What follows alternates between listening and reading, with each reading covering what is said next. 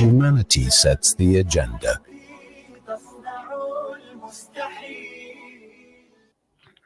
8:29 exactly. Bismillah ar-Rahman ar-Rahim. Welcome back to the show. And next we'll be joined by Al Jama leader, and that of course is Ganief Hendricks.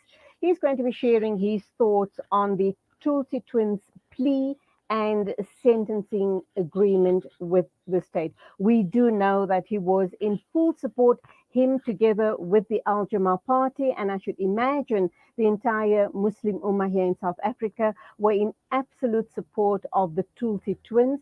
Everyone did what they could to try and get them released from prison. So let's talk with brother Ganief Hendricks. Assalamu alaikum to you. Welcome to the program. Alaikum salam. Thank you very much.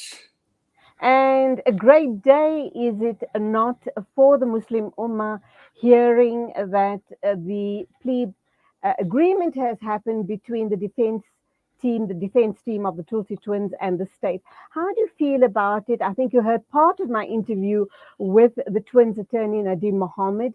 Do you believe that the sentence that has been passed is fair enough, given that they have already served 6 years of jail time?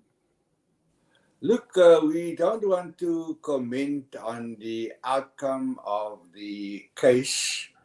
As you know, Al Jama's interest was for the Thulsie Twins to have their day in court.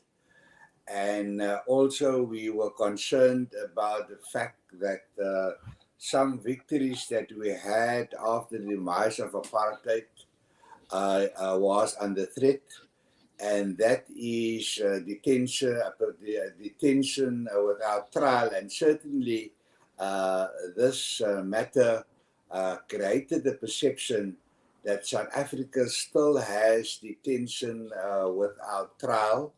And also, it is detention without trial is torture.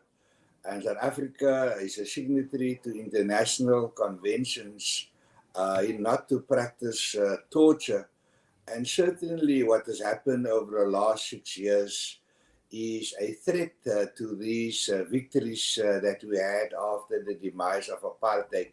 So that largely was Al Jama's interest. And also we felt that no family must be subject to this stress and trauma. The issue of them having their day in court and the judge deciding their fate, the law must take its course. This has happened. And that is why, we do have a lot of confidence in South Africa's judiciary system. What we liked about this matter is that the sentencing and the findings is in line with African culture, where there's a plea bargain, and that is the way, we do it in Africa. We use Ubuntu, we look at all the circumstances, and this the judge certainly did. And it looks like that the prosecution and the defense embraced the whole concept of Ubuntu, Islamic rulings in this particular matter. So for Al Jama, yes, it is a big day for different reasons, in that we've now put a stop to flouting the democratic victories that we achieved. If we look at the more personal level, we are also concerned that operatives outside our country seem to be in charge of our intelligence. They run undercover operations in South Africa because our intelligence forces are underfunded. And this I will raise when I reply to the president after he's given his SONA address. And later I will respond to the Minister of Finance, because, they underfund the intelligence services, and that's why South Africa is not safe. We heard about the July looting, Absolutely. that the executive and the security forces don't make the cut. And we, but that's another matter. Coming to this matter, we're very happy that the Thulsie family, the mother, and especially the sister and other members of the family, now have peace of mind that the matter has come to an end, and inshallah, their sons will soon be with them. And we hope that young people will look at using, our parliamentary system to deal with,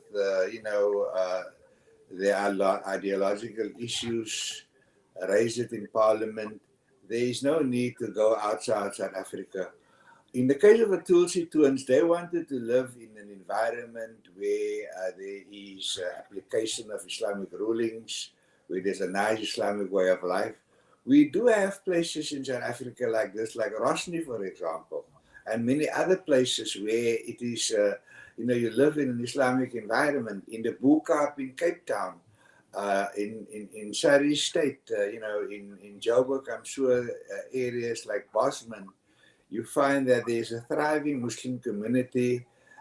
Just during the month of Ramadan, it's very active, and so people need to look at South Africa. There are Muslim communities. So, okay, Ganief, let me ask you this final question. In terms of absolute victory for Al Jama, congrats to you. Congrats for you and your party having made your voices heard.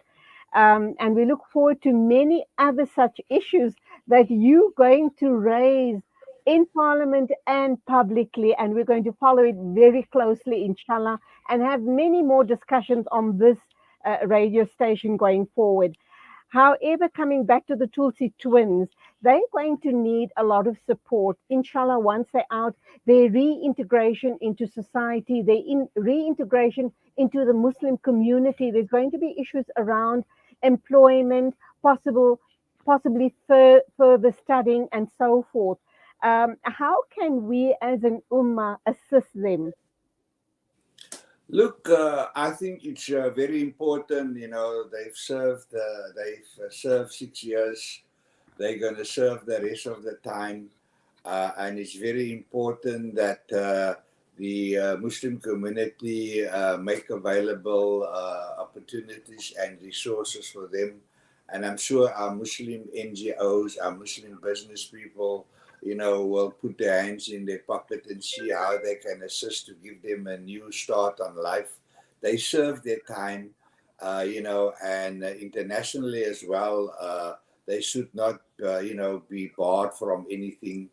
And this is possibly, the war on terror. We need to change that particular narrative. So if people like the Thulsie Twins, in this case, they wanted to go to, by their own admission, they wanted to go to Syria. And they've now realized, look, that in South Africa, that is not allowed, it's unlawful. They must be given a chance to, pursue a new narrative, a new way of life. And they're very passionate about practicing Islam. And we must give them an opportunity as new reverts to benefit from, being a Muslim and being part of a Muslim community and serving humanity. Inshallah, Jazakallah so much for once again being available to talk to us. Undoubtedly, we'll have many, many more conversations going forward. Go well, and Salaam Alaikum to you. Alaikum salam wa rahmatullahi wa barakatuh, and thank you very much for including us in this historic interview. Always.